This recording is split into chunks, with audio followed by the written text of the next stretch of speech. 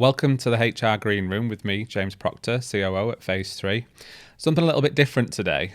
Each year I generally write a blog about what predictions I have for technology in the next 12 months. So I thought I would do that as a video this year rather than just as a blog post. And the first one of my predictions for 2026 is that payroll is the place to be for AI. Now the reason that I think that is because payroll is uniquely AI ready in that it is high volume, repeatable, it's rules based, and historically it is underinvested.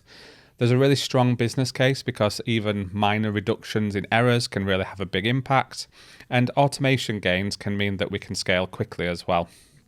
It reframes payroll from being back office and more admin heavy to much more strategic and enabling to employees, ensuring more accurate pay. Now, there are still some limitations, and AI can only learn rapidly in payroll if data quality is high and sound. Many payroll systems are fragmented and do have data quality challenges, and this is something that will need to be addressed, but perhaps something that AI can help with. Now, we need to acknowledge the tension in terms of AI in payroll, and what I mean by that is it's both the place that's most equipped for AI to succeed, but also the most challenging to accept because ultimately it does affect people's pay. So I do predict that there'll be a rise in human in the loop AI solutions for payroll, meaning that AI will support with error checking, fact checking, identifying where rules might not have been followed, but not actually taking the decisions in terms of payroll. My second trend for 2026 is that we need to offer more agile training opportunities to existing employees. The war for talent remains, it's still on, and we've seen over the past few years more of a gamification method of training people, but also people want short form content. It's why the likes of TikTok and YouTube Shorts are so popular. Now, what we want to do is make sure that we're tapping into a more broader theme of learning in the flow of work. And this is a term that's used very commonly now. When we talk about the flow of work, it's about what systems and processes we use every day. So if you're an organization that works more in Teams or Slack, for example, having short bursts of learning in those kind of solutions presented from an LMS solution might be an alternative that you want to consider.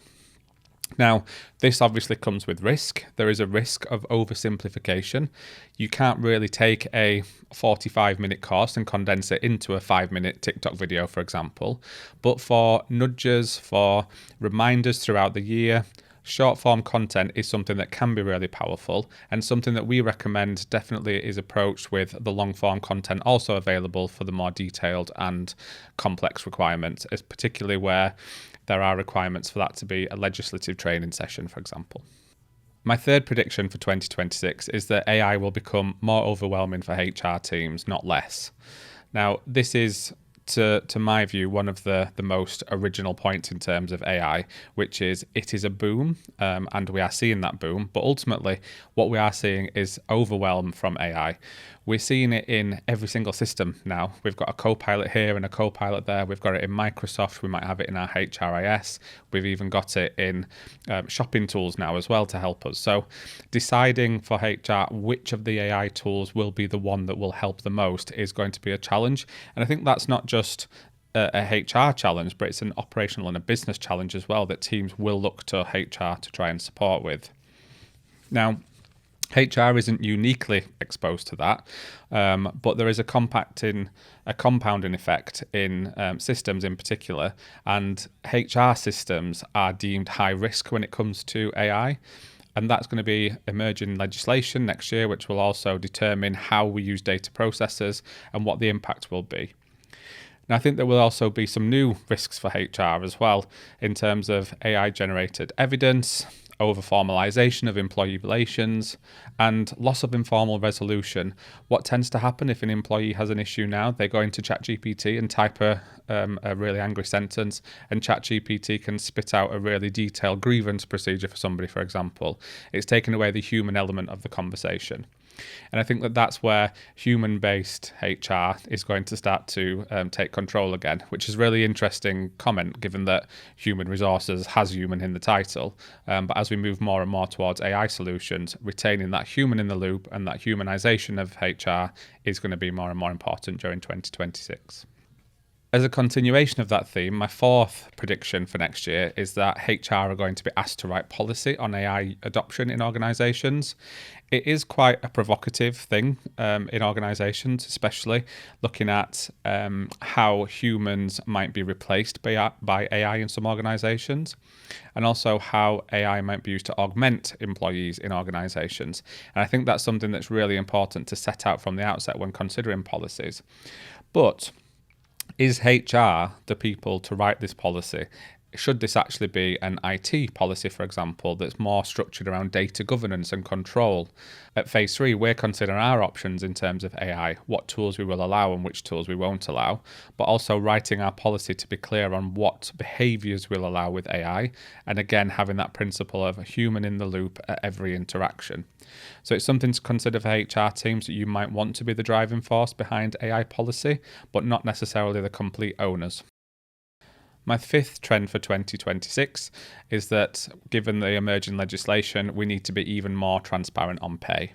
It's already happening with gender pay gap, and it will accelerate. But what I heard this year, which was a really interesting fact, was that the gender pay gap reporting has actually had a minimal effect on gender pay. Obviously, that's disappointing, and what we want to see is greater transparency in pay. We're also identifying that really there is the death of the employer-controlled employer branding. What we see when people are applying for jobs is they're looking on systems like Glassdoor to look at salaries and look at reviews from employees that already work in the organisation, and even reaching out on social media to existing and former employees to find out if that business is a good place to work. So pay transparency, equality transparency, and transparency in terms of the sentiment of the organisation is definitely important and something that HR should take control of in 2026. My sixth prediction for 2026 is that HR technology is going to be rationalised, not necessarily expanded. So after years of stack building, we think that there's going to be a reduction in overlapping tools, a demand for a really clear return on investment from HR tech, and prioritising actual platforms over point solutions. So my prediction on HR tech in 2026 is that it will be about technology consolidation, not innovation necessarily. And the reason for that is that in order to enable AI tools of the future, the HR technology and data processes need to be really clearly aligned with high data quality in order for AI to be able to assist with that. My seventh prediction is that payroll and HR data will finally be treated as business critical infrastructure. Data accuracy is going to stop being a HR problem, and ultimately, overall, the expectation is that employees will maintain their own data in systems. We are seeing much more of a move towards self-service, but it's surprising these days how many organisations still don't have self-service. I was with a friend at the weekend, and she told me that she still gets an email payslip and can't update any of her personal details in their HR system, even though she knows they have one. A lack of data accuracy is going to expose finance risk, be a compliance issue, and ultimately be a leadership KPI. And with pay transparency in particular, organisations that don't collect enough data will see challenge to the board level on the basis of a lack of data collection could potentially signal a cultural issue in the organisation. Trend number 8 for 2026 is that employee relations will become the most AI-impacted HR discipline.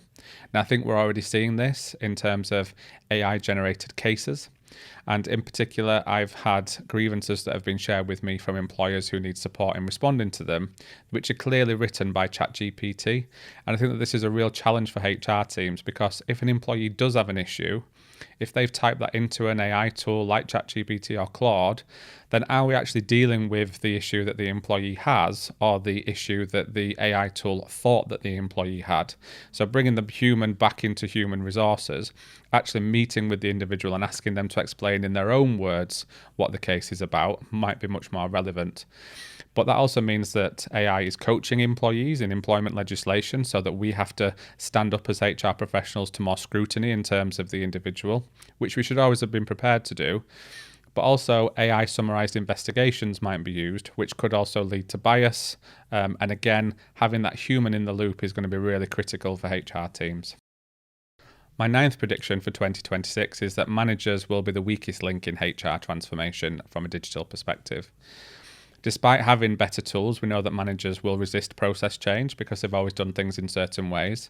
They might misuse AI and misuse tools that are AI based that shouldn't be used in workplaces, and also create risk in organisations through inconsistency. The way to get around this is to tackle user adoption, improve engagement with new systems and processes, and include that managers' views are actually considered and that we're not just sitting in the HR ivory tower when creating HR processes and systems. And my final prediction for 2026 is that human HR will once again become a differentiator. So I've already mentioned this in terms of AI, but automation increases in HR processes, and that can remove empathy, judgment, and context from processes. So having HR processes which are hyper-personalized but also human-focused will ensure that processes are still run effectively, but also employee relations and case management in particular are treated with empathy and with that human touch. Using AI isn't a bad thing in HR, but using it for more transactional and data analytics is going to be much more successful for HR teams rather than trying to use it to solve complex employee relations cases. If you found this interesting, please follow and like for more content. Check out the Phase 3 website at phase3.co.uk.